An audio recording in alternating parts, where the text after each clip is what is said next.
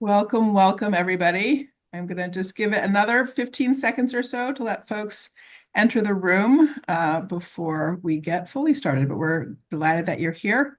We know it's a pressured time here at the end of the semester and end of the calendar year. So,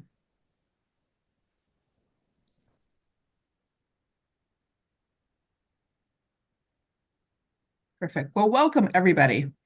Today's discussion on a recent book authored by Marietje Schaake. Marietje is here today with us. We're so excited to hear from her. The book is called The Tech Coup: How to Save Democracy from Silicon Valley. There you go. Thank you, Bruce. Perfect. I'm Danielle Allen, the James Bryant Conant University professor here at Harvard and director of the Allen Lab for Democracy Renovation at the Ash Center at the Harvard Kennedy School. I'll start with a few announcements and then introduce our panelists. The Ash Center acknowledges the land on which Harvard sits is in the traditional territory of the Massachusetts people. We also recognize the continuing presence of the neighboring Wampanoag and Nipmuc nations. Today's discussion is being recorded. You'll receive a link to the recording in an email following the conclusion of the event. You'll also be able to find it on the Ash Center's YouTube channel. We'll reserve time at the end of our hour-long session to respond to questions from the audience. So there's a Q&A button at the bottom of your screen. So please use that to submit your questions. You can use it at any time. So you don't need to wait till the end. Just as you're listening, if questions occur to you, please go ahead and submit them.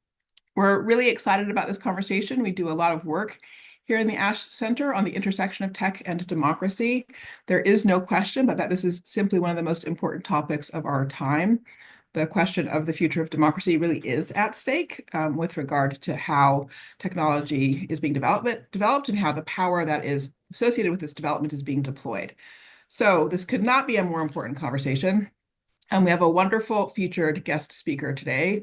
Marietje Schaake is the International Policy Director at Stanford University's Cyber Policy Center, as well as being a policy fellow at Stanford's Institute for Human-Centered Artificial Intelligence. Between 2009 and 2019, she served as a member of the European Parliament for the Dutch Liberal Democratic Party. She focused on trade, foreign affairs, and technology policies in that role. She writes a monthly column for the Financial Times and serves on the UN's AI advisory body, as well as serving on a number of nonprofit advisory boards. Today, after she gives some opening remarks, we'll have a response from our very own Bruce Schneier. Bruce is a lecturer in public policy here at Harvard's Kennedy School. He's a faculty affiliate at the Ash Center and a fellow at the Berkman Klein Center for Internet and Society. He's also a board member of the Electronic Frontier Foundation and Access Now, and chief of security architecture at Inrupt Corporation.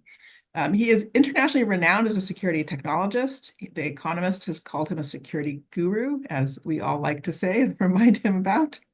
He's a best-selling author of numerous books and really writing some of the most important things right now on how we might use technology in better, smarter ways for healthy democracy, as well as protecting ourselves from the harms of the current modes of development. So with that, again, we're thrilled to have you both here. And let me go ahead and turn it over to you, Marietje, to present key arguments from your book. Well, thank you so much, Danielle, everyone at the Kennedy School, the Ash Center, and Bruce, thank you for joining this talk. I'm most excited about the interaction, but I do want to share a little bit of the reasons why I wrote the book and the core issues that I touch upon. So indeed, as Danielle mentioned, I'm deeply worried about the future of democracy and the impact that technology has on democracy, the power grab by tech companies that has now become more pressing and especially more visible with the role that Elon Musk plays, sitting alongside the president-elect, informing his decisions, and the way in which we saw funding, but also policy points being pushed to the highest office from Silicon Valley CEOs and investors. And for a lot of people, this synergy, unholy alliance between business interests and political power makes more clear what is at stake. But in the tech coup, I basically shed light on how we got here. And a lot of the ways in which tech companies have become too powerful at the expense of democracy and the rule of law are more subtle, more invisible, are not just the big names and the big companies, but also smaller companies. And we really are dealing with an ecosystem of companies that have influence in a variety of ways. So just to lay out 4 ways in which I think companies take power and how that hurts oversight, accountability. The first being perhaps obvious, but the de facto power that comes with the development of new technologies.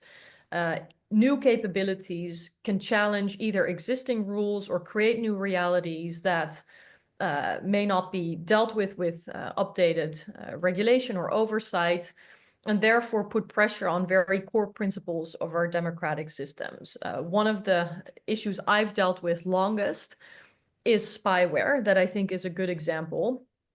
The fact that there are a couple of companies, small tech, often unknown, that are developing these highly sophisticated intelligence services grade technologies that can enter into people's devices to extrapolate contacts, but also to activate the devices in different ways to spy on the user, really puts a lot of pressure on notions of privacy protection, but also source protection of journalists and the rule of law itself. I first came across the use of spyware almost 15 years ago when I was looking into the initial popular uprisings in Iran and the rest of the Middle East. But since then, we've also seen the use of spyware in Europe, so within democratic societies, where governments may use spyware to look at judges, journalists, critics, opposition leaders, as we've seen in a variety of European countries, for example. But another way in which companies gain de facto power through developing technologies can be seen in facial recognition tools. The fact that these technologies are around, are more frequently used, means that the fact that they discriminate impacts people also means that the right to privacy is under pressure. And so companies create de facto power through the technologies that they deploy. And if we look at AI, this deployment is often done hastily with market forces and competitive considerations in mind, not so much with a lens of, hey, what does this mean for democratic societies? Are there checks and balances? And is there the right kind of oversight? Now, another way that we see companies gain a lot of power is, of course, market power. I've looked at the market cap of a number of big US tech companies.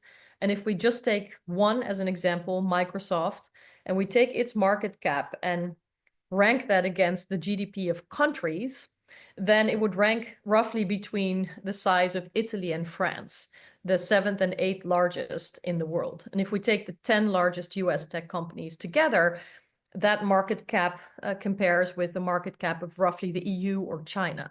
So we're talking about incredibly wealthy, resourceful companies, and these resources are, on the one hand, a product of our great dependence on them, the fact that their services and products are used by so many people around the world, including governments, but also gives a sense of what they can purchase with all that capital. Hire the best talent, get access to data, to compute, but also just use, good old lobbying. And lobbying should not be understood just as knocking on doors of members of Congress or the European Parliament, where I used to sit. But really, it's also about funding academics, civil society, setting up civil society organizations, think tanks, and what have you, just to not only impact the regulatory process directly with lobbying with significant budgets, but also to shape our thinking collectively in society about how we understand technology, and to influence the countervailing voices that would perhaps come from civil society. So again, it's a very influential path that companies use, and of course are more capable the more resources that they have. Then another angle that I think is more and more pressing, but not as visible or prominently featured in the news quite yet, is the way in which tech companies are now rolling out critical infrastructure in domains that used to be the exclusive territory of states.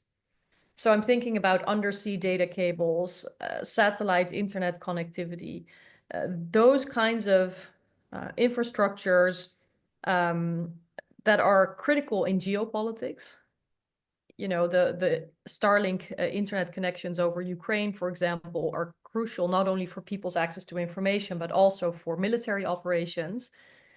And a lot of these developments, rollouts of infrastructure, such as undersea cables, happens in a vacuum of international law. So sure, companies might play a role in developing these cables, but it's very unclear how they should be protected, what data goes over them, under which rules and oversights. And the fact that there are more and more attacks on these cables also means that companies are getting dragged into the core of global conflict, with a number of open questions around, what should be done to prevent it, what accountability looks like, how to avoid companies from becoming instruments of state interests one way or another, or choosing their own geopolitical agenda, as we've seen Elon Musk, we have to mention him again, doing in the case of Ukraine.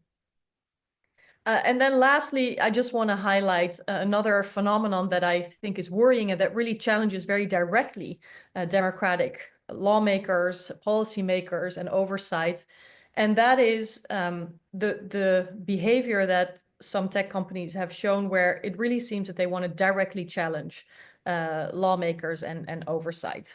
The case of Brazil and Musk is an interesting one, but in the Tech Coup, I go back to when I was contacted by a whistleblower at Uber, who was able to tell me that the company had developed an entire parallel software experience for people who they presumed were regulators or politicians. And if this sounds crazy to you, it is, because it is quite crazy. So the company went as far as thinking through the following. If people in front of a parliament or an FTC or another kind of oversight body are hailing a ride with Uber, they may well be employees of regulatory agencies. And the company thought, since they were under quite a bit of pressure, questions about should this service be banned, do we really need these ordinary people to act as cab drivers without licenses, without safety checks, lots of questions in heated debates about whether Uber or not should be tolerated. And the thinking inside the company was, well, if the people who have to decide on whether we should exist or not can experience our service as a consumer, that may inform their regulatory decisions. So we actually don't want them to be able to have that experience. And so they developed a whole parallel app where people in front of these regulatory offices would still see, the little cars moving on the map, but they would never be able to catch a ride to avoid them from having that experience. And later, actually, for example, in London, the fact that this was done, the product was called Greyball, and was later reported on. So I'm not revealing anything that the whistleblower told me in confidence that hasn't been reported on later. But in London, it played a role in saying we need to actually ban this service. But in other parts of the world, it played absolutely no role. But this kind of brazen confrontation with the law, the rule of law, is something that we saw there, but also we see with data centers, a very contested other piece of infrastructure where tech companies need these data centers to house their servers, to cool them, need a lot of electricity, water, land, and are often hiding their true identities when they're placing bids, when they're pitching for signatures to have these big centers. And so there's a very strange thing going on, if you ask me, when companies want to get a green light from politicians, from governments, to actually develop this data center, or these hyperscalers, as they're also called. But the people involved in making the decisions will often not know the identity of what companies on the other side of the table. And I think that this kind of either deception or intransparency in the behavior of tech companies is another way in which they are trying to challenge the democratic process or evade oversight altogether, that I think is incredibly unhealthy.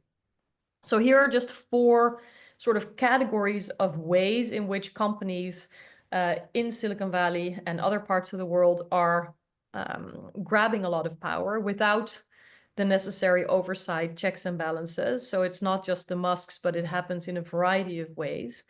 And, we can talk about the impact of recent political developments, including the US election. We can talk about what Europe might do. We can talk about what all of this means. In the book, I write with a great sense of urgency. I think we're in a very worrying moment in time for democracy and the impact that technology has on it, that privatized power without public oversight means for the rule of law. But there is also a bunch of solutions that I point to, so I don't want readers to close the book depressed. I really think there's a whole lot we can do, in part because so little has been done. So, I'm critical of the tech companies, but I'm also very critical of the democratic political leaders who have allowed this situation to happen, and to see this quite extreme challenge that we now have to really save democracy from a lot of challenges. But the way in which tech companies grab power is one prominent one. And I'll be happy to leave it there. Rick, thank you so much, Marietje. Bruce, over to you for some responding thoughts. So I think this is a great book. And I mean, you talk about urgency, which I agree, but also there's incredible clarity in it. And you're right that nobody wants to read 10 chapters of how terrible it is and then one short chapter of how to fix it. And I think it's a credit to you and your experience that this book actually does contain a list of practical things we can do that we actually can do, and parts of roadmaps and how to do them. And so that I think that sets us apart, and why I think this is an incredibly valuable contribution, both in the United States and in the EU. I'm always struck by the difference between the US and the EU in regulation. I will talk about the EU as a regulatory superpower on the planet. And, as flawed as they are, GDPR, Digital Markets Act, the AI Act, the fourth EU law that was passed just recently, whose name I forget, and they're all working together in an attempt to regulate big tech, even antitrust. I mean, EU will block more mergers than the US will, even though the US is changing there. I really appreciate the power lens that the book uses, because to me that is, I think, very important. And it's different types of power that interact with each other. We can go back to other ages in the United States where there was enormous corporate power. And I mean, there are differences. One of them you pointed out, that it's infrastructure, that what the tech companies have control of is our social, our informational, our professional infrastructure, increasingly how we live our lives. And you can go back to the railroads 100 years ago, but still it's not as detailed. Another difference is what Cory Doctorow calls twiddling. The notion that using algorithms, you can make minute changes to help reinforce your position. In that, I mean, no matter how much a grocery store is a monopoly, they can't change prices 1,000 times a day. But if you are Amazon, you can do that. You can engage in A/B testing. You can do all sorts of things like that. And I mean, you talk about it, the flywheel that turns profits into lobbying, which affects regulations to create more profits. And Grayball is just sort of one example of a little piece of that, of Uber trying to affect the regulatory structure. It's going in with the increasingly common tech position. We are a thing, but we're not that thing. So you can't regulate us like you regulate the thing. So we're a taxi, but we're not really a taxi. So all taxi rules don't apply. I mean, that's the gambit, and that's what they're looking for. And here is sort of one tech way that they're trying to put their finger on the scales, which gives them more profits for more lobbying. I think it's worse in the United States because money is so much more in politics than in the EU and other countries. But, that's worth thinking about. I mean, your book came out this year, which I think is great because it actually talks about AI in the way that books that came out, even 2, 3 years ago did not. And I think it's very important because I see AI as a magnifier of power in a way that can either be good or bad, and right now is trending towards bad. I want to take a few minutes to talk about that in a little bit of detail. So I see AI affecting power in four different dimensions, actually changing systems in four different dimensions: speed, scale, scope, or sophistication. And they're different, right? I mean, AI's trading stocks is really a problem, not because they're better than humans, but because they're faster. And computers are better at chess and Go because they're more sophisticated. And AI social media accounts are a problem because of their scale. And in all of those ways, users of AI can increase their power. And this becomes interesting when changes in degree become changes in kind. Or another way to think about it is when AI moves from doing things differently to doing different things. That high-speed trading is fundamentally different than regular trading. It's not just faster, it's a different animal. And AIs have invented new strategies in chess and Go. It's now a different game. And as lots of us talk about, millions of AI-controlled social media accounts fundamentally change the nature of propaganda. Now, when you think about AI, or really any tech, sometimes power accrues broadly across a population. Think of like automatic language translation, we all benefit, or a grammar checker, or email and anti-spam systems. But more often, AI reinforces and magnifies existing power. And I worry about the tech monopolies controlling this new technology, which will make them even more powerful than you write about. Now, a couple of reasons for this. First is the cost of the AI tools. Hundreds of millions of dollars to build a new model naturally results in wealth reinforcing power. The second is what you talk about in your book, the pre-existing power imbalances, that these companies can use AI more effectively. Right? Amazon will use it for its own purposes more effectively than you or I will. Or something I write about is AIs that will find tax loopholes. Perfectly reasonable thing to imagine. Tax code is code, it's algorithms, it's formulas, it's systems. It'll have loopholes, vulnerabilities. So you can imagine that you or I or anyone on this Zoom will use an AI to find a new loophole, and we'll save a few $100s on our taxes. But if a large investment bank finds one, that is a multi-million-dollar business. Or think of AI disease diagnosis will certainly benefit a large insurance company more than a patient. Right? This is no different, I think, than sort of any of the tech you talk about.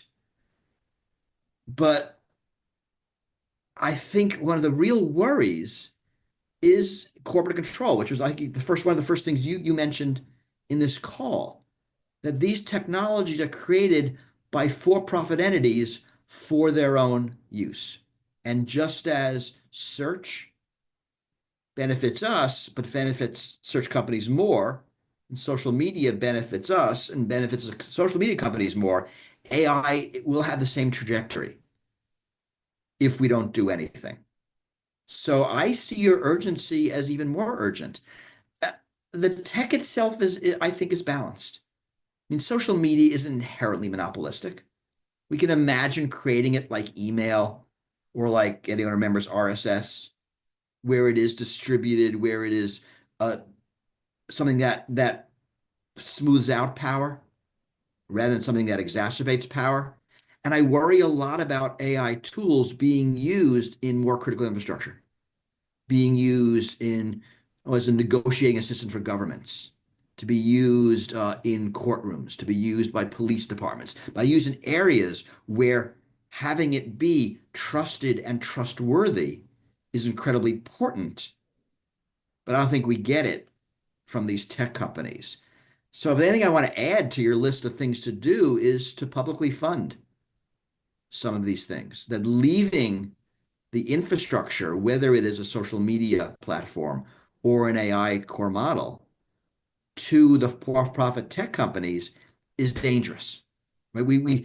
You think we would have learned our lesson first with search and then with social media, making the same mistakes with AI. I'm not convinced the US will do anything here. So I look to the EU as being the regulatory superpower on the planet to do something. And it's not beyond the realm of possibility. Mhm. And because of the way big tech works, like unlike a car, like the car I buy in the US, the car you buy in Europe is a different car because it's tuned to local environmental standards. The Facebook, the Google I get in the US is the same that you get. The thermostat, internet connected thermostat I buy is the same thermostat you buy. Now, so here California did something. California banned default passwords in 2022 in IoT devices. Right? And no thermostat maker has two versions, one for California, one for the rest of us. So a good tech regulation in a big enough market moves the planet. So I think this is really important to talk about right now. I share your urgency and hope that people are reading this. You mentioned in the pre-call that this got a New York Times review, which is fantastic because I know that unlike everything else, New York Times moves books. So it means more people reading it and hopefully more important people reading it. So thank you for writing this. Thank you, Bruce. I have a number of questions as well, but Marietje, before I sort of open up to the conversation with some questions and the like, do you have features of Bruce's response that you'd like to expand on or respond to in turn? Yes, well, maybe just one to sort of add to the way in which AI changes everything. So because it is so individualized, maybe we buy the same AI or use the same AI, but of course it changes because it learns from us or it adjusts to us as users. And that to me presents us with another challenge. If you look at the relationship between regulators and tech companies, particularly around AI, because on the one hand, like a lot of other proprietary tech products and services, it's hard to look under the hood, if not impossible, for academics, for regulators, for politicians. And so the knowledge disadvantage or the monopoly on knowledge about tech products is another aspect that I think challenges the regulatory process. The highly individualized nature of AI challenges it because even if you look at one person, their experience vis-a-vis the AI product and a question of whether their rights are respected or whether there are new challenges, the experience of another person may be completely different, and so on and so forth. And then there's the unpredictability that even the developers of AI, those who make it, will say, we don't know how this is going to behave. And that is, again, different from a lot of other products where once they're tested, it's kind of predictable what they're going to do, and that won't change depending on who uses them. And so I think we also have to look to changes in how we think about regulation, how we think about oversight in light of these rapidly changing emerging technologies where AI is the latest, but we will certainly see other ones on the horizon. And I don't think it's possible to write new laws for new technologies all the time. So in the solutions part, I also talk about how we have to change the relationship between the letter of the law and the oversight process in order to make sure that regulators can keep up with these rapidly changing waves of technological breakthroughs. And so just to add to Bruce's list of why AI exacerbates some of the power dynamics that I describe in the Tech Coup, it also changes or underlines the need for change on the part of how we use regulation at all. Because too often politicians and lawmakers look in the toolbox of regulation and the tools that they know, and then they grab different ones from there. But we really need new tools in the toolbox as well. Perfect. Thank you. We have some great questions coming in, and I have some as well that were pre-submitted. So folks, please do keep putting your questions in the Q&A. I'm going to just start with a few. So a few weeks before the election in the US in October, I was having breakfast with somebody with high-ranking experience in the US State Department, and I made a sort of offhand comment about how we had already given over our sovereignty to Elon Musk on account of the Starlink system. And the person was quite taken aback by that comment. And they said, what do you mean? And so I, walked them through it more or less very similarly to the lines of argument in your book. And they said, nobody, in the State Department is thinking about that, which took me by surprise. It seemed to, I just could not fathom how one could not think about that. So can you just share a little bit your thoughts? You do this in the book some, but I'd love to have you spell it out for the audience too. Why is it that people haven't registered the magnitude of the sovereignty transfer that has occurred? So the US is central to this. Any analysis about why tech companies are disproportionately powerful and unchecked brings us to Washington and Silicon Valley. And it's not just Republicans, it's also Democratic administrations. So basically, it's a through line over the past decades that has brought us here. And there are a couple of reasons that I see. One is a narrative, a framing, also pushed by the companies, that governments have no idea about technology, therefore better not even talk about it because they will inevitably be incredibly stupid. And best thing for them to do is to just use commercial tech, buy off the market for better service delivery, better national security protection, better tax services, better transport, what have you. And I think this narrative has been embraced in the democratic world. Anecdotally, I gave an interview about the book in a magazine that is typically read by bureaucrats. We have such a thing in the Netherlands. It's about public policy. So it's definitely a niche publication.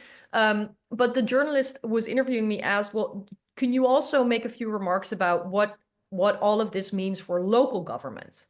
And I said, I'm not sure I can do that because that's really not my expertise. I tend to look at multilateral, at national, but local is, a different ballgame. But let me think, and maybe I can, give an example. Of course, one can think about security cameras or the use of data of citizens in the local context. But before I could answer, the journalist said, because all the local governments now want AI. And I said, oh, really? Well, you know more than I do. So why is that? And she said, well, that they don't know. And I think this anecdote really shows what is going on. A constant fear to miss the boat, a constant fear to not be, up to speed with the 21st century. So that's one thing. The second thing is, of course, that there's been an active policy to see the use of technology as an advantage from the US global perspective. And I think that's still the dominant view. One, companies should be strong to stand up to threats from China, which is perhaps the dominant perspective, but also the whole internet freedom agenda that companies have embraced, that diplomats have embraced. And it's always been viewed through the best possible scenario of what technology could bring. So, for example, technology was going to lift up the unheard voices, empower people living under repression to rise up against dictatorial regimes, to document and share human rights abuses, to blog where a press was not free. All of these use cases that exist, but the lens was such as though that was the only way in which technology could be used. And of course, we quickly see how repressive regimes are using spyware, monitoring tools, other kinds of censorship tools against people. So one of the flaws of Silicon Valley's culture, I suppose, and then also the way in which the US government has gone along with that, is to always assume a best case scenario, assume a sort of self-fulfilling prophecy of liberalizing, democratizing impacts of these technologies.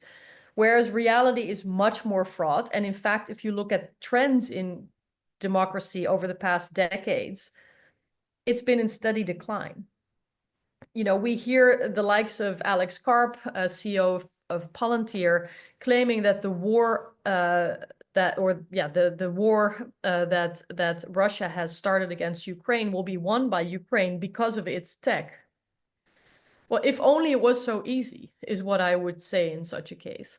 And I think the world just looks very different from the very optimistic pitching people in Silicon Valley the lives that they lead, the sort of reinforcement that their ideas were genius because their companies have grown to become billion-dollar companies. From, if you compare that to realities where people are less fortunate, are living in very different contexts, and that explains how it's possible that on the one hand, people love a social media platform like Facebook, and on the other hand, it becomes a platform on which genocide is drummed up. Mm-hmm. And we've just failed to learn lessons from around the world and apply them in democratic societies. And I think we're paying a very high price for that. I will say that is another very powerful part of your book, the contrast in characterization for how autocratic societies have deployed technology, learned how to, mastered it, have self-confidence in relationship to technology for their own purposes of government. So a China, for example, or an Iran, whereas democratic governments clearly sort of fail in the right kind of confidence about mastering technology. Let me just ask one more question, and then I will turn, because we have a lot here in the Q&A. So Bruce responded to you by saying, hey, Marietje, I think it's not just about regulation. I think it's also about public AI. It seems as if either of those pathways is a path along which a democratic government, self-governing society could reclaim its sovereignty, could rebuild its confidence. Do you endorse the idea that both paths are relevant, or do you prioritize, regulation over public AI for specific reasons? No, I roughly look at three pathways of impacting this to make sure that democratic leaders and institutions reclaim the primacy of governance. That's the whole goal with which I wrote this book. So the solutions are very much focused on how can democratic governments and institutions become stronger and reclaim power. So there are a gazillion other things that would matter, don't get me wrong, but I focus on this particular aspect because I think it needs more attention. It's a systemic problem that then in turn also impacts a lot of other manifestations of the challenge. So regulation, yes, but for a variety of reasons, even in Europe, the so-called super regulator, we will see less regulation in the next 5 years. One, there's an appetite to implement and to have all these new laws run their course without piling on new and new and new. There is a deep concern about Europe's innovative competitiveness, which leads to a focus on investments, which I think is incredibly important. And that ties back to Bruce's point about public infrastructure or public alternatives. It's best summarized by the notion of a Euro stack. So to have technologies in the stack being made in Europe and cater to European values and, more transparency, more accountability, more democracy, respecting uses of technology, for example. And then the third, which I also see as a sort of underutilized mechanism of change, is procurement. It's unbelievable how much public money is being spent on corporate tech, and governments should just ask better and use contracts for criteria that lead to more transparency, that govern access to data so that you can't have a situation where a data analytics company is brought in, and then 5 years later, the government finds out that they no longer own their own citizens' data, which is, one of those extremely, bad things that happen at the hand of this outsourcing process. And so I think through procurement, investment, and regulation, which includes innovating regulation and being better at enforcing, you have sort of a package of more change. So I don't want people to come away with the impression that regulation is the only medicine here. Great, thank you so much. So here are some other big ideas from Craig in the Q&A. Do you think the time has come to break up high-tech companies the way the Rockefeller oil empire was attacked 100 years ago? So the good news is that competition authorities already have this ability.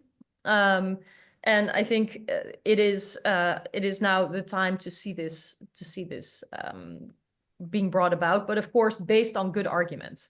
So I'm not a fan of sort of arbitrarily picking companies for political reasons, the way TikTok is often singled out, for example. I think it's better to have horizontally applicable rules that may address the concerns about, data going to the Communist Party in China, but also for other companies. And similarly, I think breaking up companies can already be done, but it's good that it's a sophisticated process before such a far-reaching decision is made. All right, I'm going to take the next question and modify it slightly. It's about the EU and its regulatory power now, especially at the moment with the incoming US administration. But let me add to this question, or sort of inflect it, to invite you to say more about the implementation challenge. So as you've pointed out, we've had 4 major laws in the EU, so there's reason to expect that new regulation will pause for a moment while there's implementation. But you've also pointed out that implementing in this space brings new challenges because the underlying object being regulated is itself changing so fast. And so I think that brought you to the point about the difference between the spirit of the law and oversight. If you didn't mind maybe just spelling that out a little bit more, what is the implementation challenge now on the table for the regulations that do already exist? So one is very simple: resources. So if we learn from the general data protection regulation, the data protection law that, you know, kind of was the first visible step for Silicon Valley companies of the power of the EU. It's a broad data protection law, so it also concerns governments treating data well, or the local swimming pool, but it has meant that US tech companies are scrutinized. But if you look at the enforcement, it's actually, you know, it's actually pretty depressing. So only a couple of cases out of many that are on the pile are processed, and there's no real progressive way in treating them. So indeed, that local swimming pool that mistreats people's data, that case may be, you know, processed, while a tech company that impacts hundreds of millions of people's data is also just like right there on the pile. There's difference in implementation between different EU member states, and that creates sort of, you know, cracks in the system. So enforcement is one big challenge. The other is just the choices that are made, politically speaking, for how the laws are made. So let me talk about the AI Act, for example. This is a comprehensive AI law that is now being implemented, but the choice was made in the design of the law to focus on what I think of as the tail end of an AI development, which is when the application meets the user. So it's the very end of the development process, and their risk is identified. So for example, if AI is used to select people for jobs or for colleges or universities like Harvard, then, you know, someone's access to education or access to employment could be impacted. And that is then seen as a risk on a spectrum, where low risk is one end of the spectrum, high risk and unacceptable risk is the other end of the spectrum. And then mitigating measures are proposed by the law. That is the design of the law. Politically, that makes a lot of sense because it looks like liability mechanisms that we have in other sectors. You know, we can use tools that are very familiar from that sort of user meets product perspective. But I would have loved to see much more about the points that I mentioned: the ever-changing nature through self-learning, the lack of transparency, the highly individualized nature, and the unpredictability, which with AI is key. How does one regulate there? And just by looking at where user and application meet is one lens, but there could be many others. Now, lastly, I want to point out, and this is something that I'm very worried about, that I think the Trump administration will apply enormous pressure on Europeans not to enforce laws that impact US tech companies. So the Digital Services Act, which deals with content moderation, including on platforms like X, the Digital Markets Act, which impacts all the big tech platforms. And so I worry that the trade war that people are expecting will come, the trade measures that Trump has announced, will also mean that there will be pressure on the enforcement of these new laws. And I've already heard that, for example, some antitrust cases that are very prominent that were in the pipeline have been paused.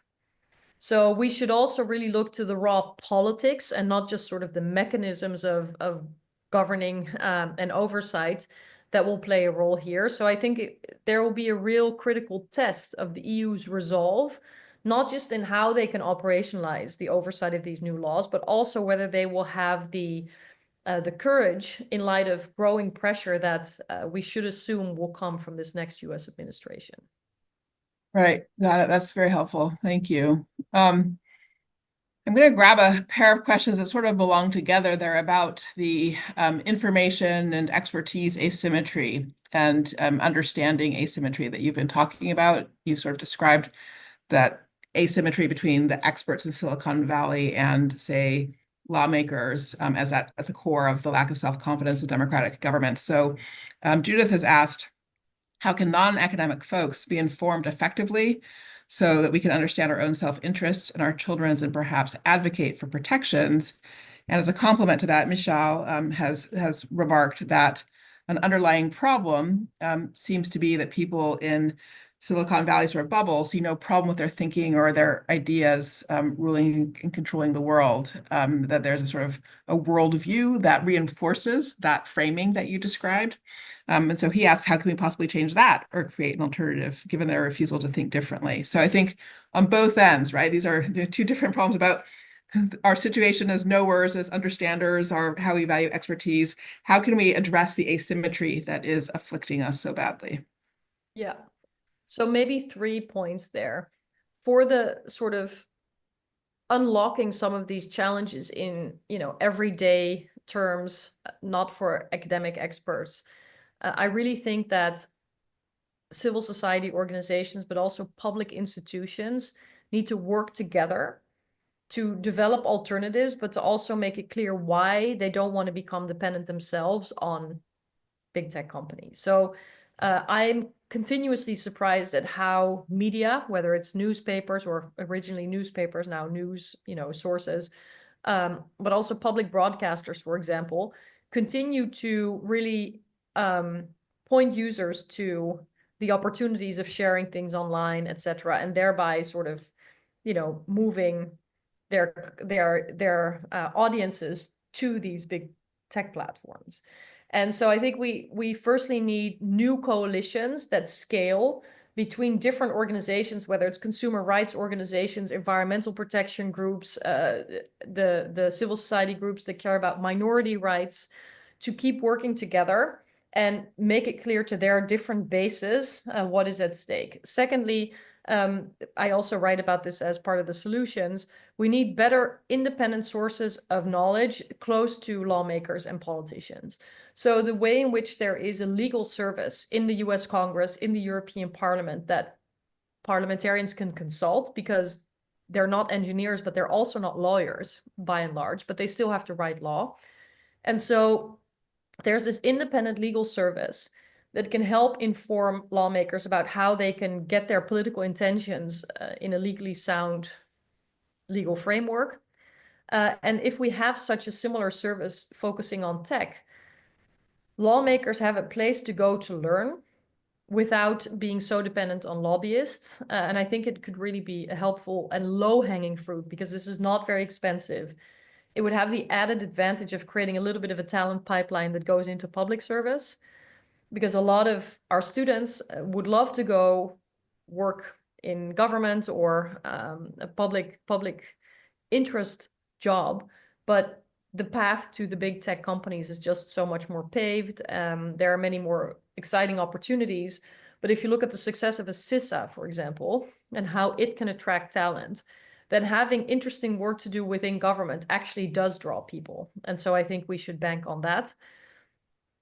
And lastly, the question about how do we change the minds of people in Silicon Valley? I think it's, if it's not going to come naturally, then of course, the awareness of the politicians should then lead to change behavior from those who are happy to do it and those who are not happy to do it. So I'm a big believer in making a level playing field through measures such as policy, because we should not put our trust in the one CEO or the other, because that's actually not how fair regulation looks. And too often, I feel like it's still the name of the game. If you look at how CEOs behave, can they become friends or favorable with politicians? Can they show that they're keen to help solve public problems and thereby evade regulation? It needs to become much more company agnostic, so that rules capture companies that are willing, but also those who actually are, have to be dragged by their hairs to comply. That's super helpful. Bruce, I want to just come back to you for a second before I go back to the Q&A, because before we get to the end, give you a chance if you had further questions that you had wanted to ask Marietje. I want to make sure you get a chance. I'm listening to all this, and I think it's all correct. And so I think someone in the questioners, I was looking at some of the questions, asked about, I think what it was, what it has to do with whether it's just the funding model. I think the problem is the bigness. I put a lot more stock in competition, and I like what Enrique said about regulation being the floor. Right? The way we just should do these things is like science tells us what's possible, law tells us what's legal, the businesses figure out what's profitable, and then people get to decide what they want. Right? That should be the stack. When that is flipped, when suddenly what is legal is not relevant, and then what is profitable becomes paramount, I think we lose the thread, and I think that's what's really going on here. So, I mean, it's all really important, and I'm glad we're talking about this in this way. Regulation is not to be feared. Regulation is how we build the substrate on which competition fosters innovation. Regulation doesn't hurt innovation; it helps innovation. And I go to the RSA conference, and there's a show floor full of security products that no one's buying because the regulation isn't there requiring it. Now, the automobile analogy is a very good one, right? That regulations around catalytic converters that address the pollution problem. Los Angeles has clear skies now. It didn't when I was a kid, thanks to regulation. Yeah. Sort of the fact that automobiles can travel faster is because requirements were added about brakes and things like that, and other kinds of safety features as well actually make automobiles more usable for us. So I think that's a very helpful analogy. Also, in your book, the sort of stories of the ways in which firms are flouting the law are extraordinary. And so I think just being, really explicit about that. I mean, to your point, Bruce, where the law gets set aside as irrelevant, that is a very dark, place to be. And so they're, rebuilding that expectation of commitment to the rule of law. But it's interesting, who's more powerful? In any negotiation, is it Apple or is it, some mid-sized country on the planet? And it's not even close. Yeah. Well, so, but also there's also just like, it's a public secret that companies will threaten governments to withhold investments, to take away jobs if they don't get their way. So the kinds of things that were reported in the run-up to the presidential election, where donors were actually pressuring candidates to take certain positions. In one article, the criticism was actually that this had become public. It wasn't the fact that it happened, but people were like, this is better kept, in closed doors.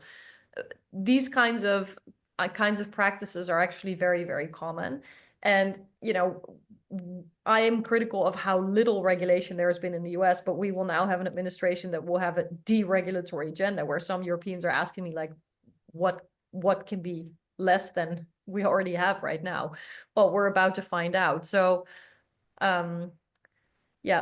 everything that I think needs to happen will have to happen under much more difficult circumstances. And so we will really have to build new kinds of coalitions. For example, progressive thinkers have to start thinking in terms of national security, something that they're very uncomfortable with. But some of the reasons why dependencies, single points of failure, just having a handful of companies offering certain services are problematic from a civil liberties point of view, are also problematic from a national security point of view. And so people will have to start finding each other to offer that counterweight. So I want to take one last question from the Q&A here about your comments about a potential European stack. So here's the question that asks about that project. What key factors do you think would determine its success or failure, the goal of building a competitive technology stack that aligns with European values and long-term goals? That would be an alternative power center, right, if that were achievable. So, right. Yes, what key factors will determine success or failure for that? one is access to capital from the market. Access to capital is a real problem for European startups and scale-ups, and it really has to be solved. It's been talked about for decades, but it hasn't really been done well yet.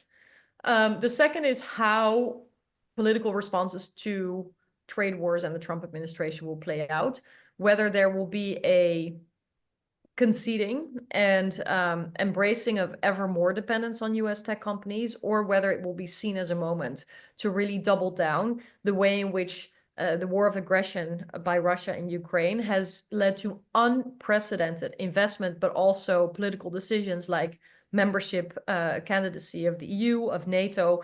If somebody would have told me that 5 years ago, when this country, the Netherlands that I know best, was still vehemently against Albania joining the EU, this tiny, tiny, tiny country.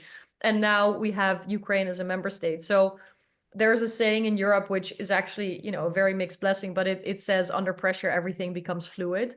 So the fact that things can actually move when there is a crisis in a way that was never seen possible. So that's the unlocking of enormous investments combined with that political opening can really be a game changer for Europe. But of course, the challenge politically is you need a point on the horizon, so a long-term strategy, and then you need to make every next step a step in that direction. But they're not quick fixes. I mean, sovereignty is suddenly the name of the game everywhere. It used to be something that was sort of language of authoritarian statist countries. But now the US wants more sovereignty, the EU wants more sovereignty, and it is easier said than done.